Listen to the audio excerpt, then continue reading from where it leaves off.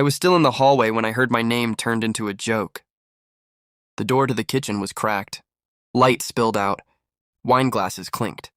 Her laugh came first, loose and careless. Then the sentence that burned everything down. He's too stupid to realize I've been cheating for years. The room erupted. I stood still, grocery bag cutting into my fingers, listening to strangers celebrate my blindness. I didn't breathe. I didn't blink. I let the moment brand itself into me. Then, I set the bag down quietly and walked out of my own house without making a sound. That was the night I stopped being her husband and became her ending. We weren't always like this. I met her in a coffee shop where she corrected my order because she said, I deserved better than burnt espresso. She had a way of making small things feel intentional. I fell for that. We built routines. Sunday mornings.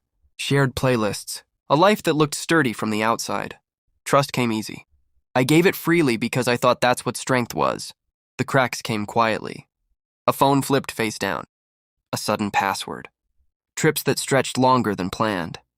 She started dressing like she was auditioning for someone else's attention. I noticed. I filed it away. I told myself not to be paranoid. Love makes you generous with excuses. Then there was the message. Not explicit, just intimate enough. A name I didn't recognize, a heart where there shouldn't have been one.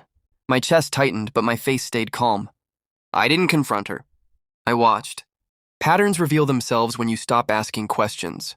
I learned times, places, names. I learned how long lies last before they collapse under their own weight. I copied files, screenshots, bank statements, dates that overlapped with anniversaries. I didn't rage. I organized. Revenge isn't loud, it's patient. I met with a lawyer before she ever suspected anything. Quiet office. Clean desk.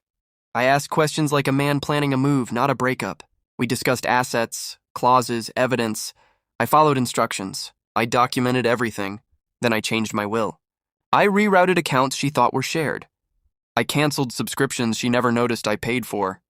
I secured my credit.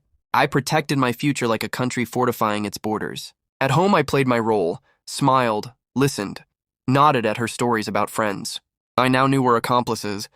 Every laugh she gave me felt borrowed, temporary. The final piece was timing. I waited until she got careless. Until one of them demanded more. Until the lies tangled. That part didn't take long. They always overestimate their intelligence. The night she came home late, I had already packed. Not dramatically, just efficiently. My things were gone. The house felt hollow. On the counter, I left an envelope. No note, just papers. She called me 53 times before dawn. I didn't answer. By the time she showed up at my door, the mask was gone. Makeup streaked. Voice cracked. She said my name like it was a lifeline. She said it was a mistake. That it didn't mean anything. That I was her real life. I let her talk. I always did. Then I handed her the second envelope. Inside were copies, messages, hotel receipts, a timeline she couldn't argue with.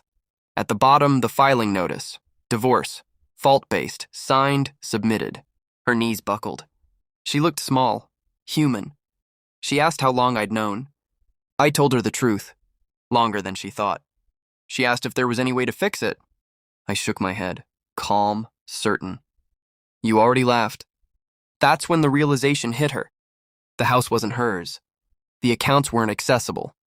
The safety net she thought she'd built was gone. I had stepped out of the blast radius and closed the door behind me. She cried harder then. Real tears. The kind that come when consequences finally arrive. I didn't feel joy. I felt release. I closed the door gently. No slam, no speech. Just an ending. Later, alone, I sat in my new place. Quiet, clean, mine.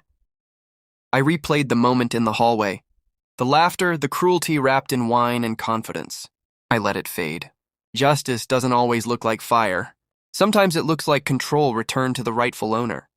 She thought I was stupid because I was silent. She never understood that silence was me listening, learning, waiting. I didn't ruin her life. I simply stopped protecting it.